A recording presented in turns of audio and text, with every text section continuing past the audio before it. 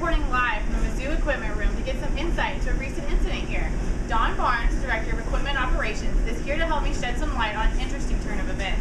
Don, could you please tell us about the incident that happened in your equipment room a few days ago?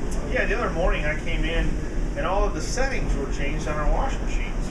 Normally we have a standard group of settings that we use for all of our uniforms and practice gear, and they were all different. Well, that's very observant of you. What did you have to do to figure out what happened here? Well, we went back to our handy-dandy security cameras. We can keep track of anything going on. We're always concerned about theft, so we have security cameras installed, and sure enough, we saw who did it. And who was that? Two of our student workers that work for us that are also student athletes. I won't mention what sport they're in, but a couple athletes that thought they'd just go ahead and do a little bit of their own laundry, and they didn't want to use the same settings, so they set them. They forgot to switch it back, and that's how we caught them. All right. Well, was this against equipment room policy? Did you have to take any measures as an employer? Yeah, normally when an issue like this comes up, and it's almost a theft, we call the police, but in our instance, we always call compliance when there's an issue.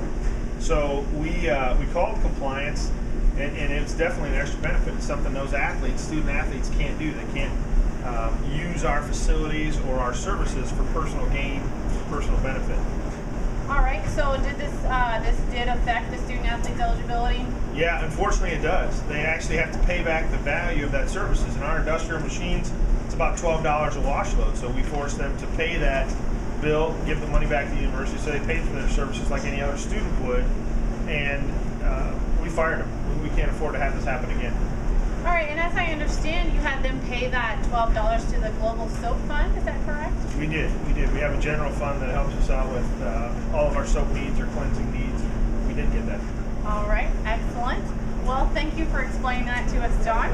Sometimes you have to learn the hard way that there's no such thing as a free wash. Back to you, Mitzi.